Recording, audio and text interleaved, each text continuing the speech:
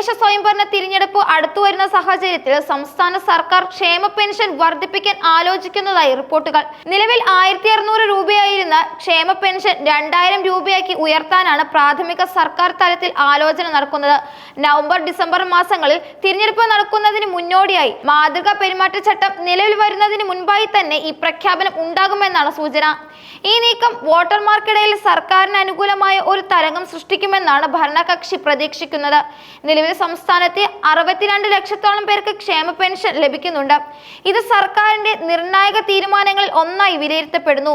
വോട്ടർമാരുടെ പിന്തുണ ഉറപ്പാക്കാൻ ലക്ഷ്യമിട്ടിട്ടുള്ള ഒരു തന്ത്രപരമായ നീക്കമായിട്ടാണ് ഈ പ്രഖ്യാപനത്തെ രാഷ്ട്രീയ നിരീക്ഷകർ കാണുന്നത്. തദ്ദേശ തെരഞ്ഞെടുപ്പിന് ശേഷം ഏപ്രിൽ-മെയ് മാസങ്ങളിലായി നിയമസഭാ തെരഞ്ഞെടുപ്പും നടക്കുമെന്നതിനാൽ അതിന് മുന്നോടിയായി ഒരിക്കൽ കൂടി പെൻഷൻ തുക വർദ്ധിപ്പിക്കാൻ സാധ്യതയുണ്ടെന്നും റിപ്പോർട്ടുകൾ സൂചിപ്പിക്കുന്നു. ഈ ധനകാര്യ തീരുമാനങ്ങൾ CPM നേതൃത്വവുമായി മുഖ്യമന്ത്രി പിണറായി വിജയൻ നടത്തിയ ചർച്ചകൾക്ക് ശേഷം അന്തിമമാക്കുമെന്നാണ് വിവരം. തിരഞ്ഞെടുപ്പ് സമയത്ത് ക്ഷേമ പെൻഷൻ വർധനവിന്റെ പ്രയോജനം ലഭിച്ചു തുടങ്ങിയാൽ അത് സർക്കാരിന് വലിയ രാഷ്ട്രീയ നേട്ടം ഉണ്ടാകുമെന്നാണ് വിലയിരുത്തൽ. കഴിഞ്ഞ ഏതാനും വർഷങ്ങളിലായി ക്ഷേമ പെൻഷൻ വിതരണത്തിൽ സർക്കാർ വലിയ തുക ചെലവഴിച്ചിട്ടുണ്ട്. ഇതുവരെ ഏകദേശം 42,841 കോടി രൂപയാണ് സർക്കാർ ഇതിനായി വിനിയോഗിച്ചത്.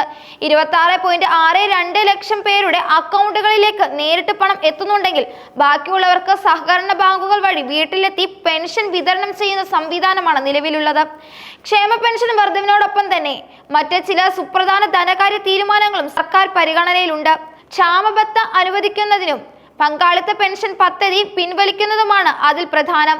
ഒരു ഗഡു ക്ഷാമബത്ത അനുവദിക്കാനാണ് നിലവിൽ ആലോചന നടക്കുന്നത്. 4% DA വർദ്ധിപ്പിച്ച് നവംബറിൽ അല്ലെങ്കിൽ ഡിസംബറിലെ ശമ്പളത്തിൽ അത് ഉൾപ്പെടുത്തി നൽകാനാണ് നീക്കം.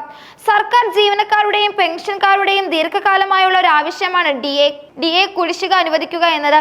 തിരഞ്ഞെടുപ്പിന് തൊട്ടു മുമ്പുള്ള ഈ പ്രഖ്യാപനം ജീവനക്കാർക്കിടയിൽ സർക്കാരിനോട് അനുകൂലമായ നിലപാട് ഉണ്ടാകുമെന്ന് കരുതുന്നു.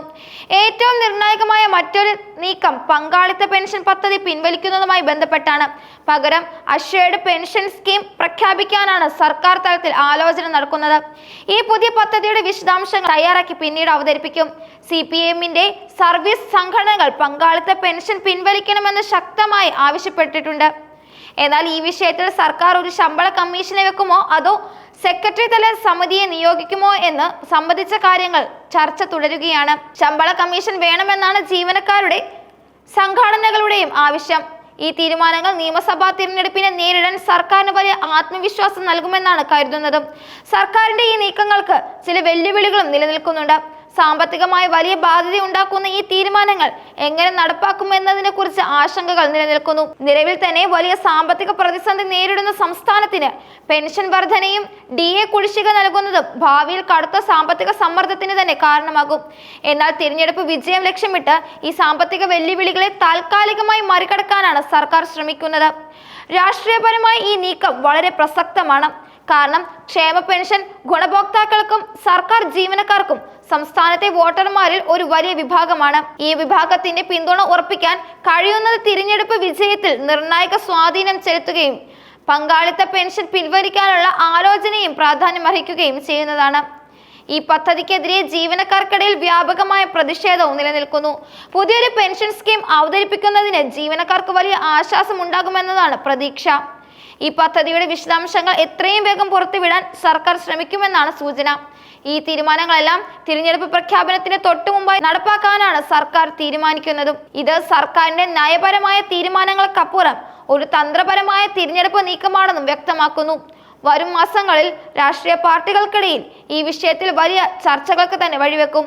പ്രതിപക്ഷം സർക്കാരിന്റെ ഈ നീക്കങ്ങളെ തിരഞ്ഞെടുപ്പ് തട്ടിപ്പായി ചിത്രീകരിക്കാൻ ശ്രമിക്കുമെങ്കിലും വോട്ടർമാരുടെ പ്രതികരണം എന്തായിരിക്കുമെന്നത് എല്ലാവരും ഉറ്റുനോക്കുകയാണ്.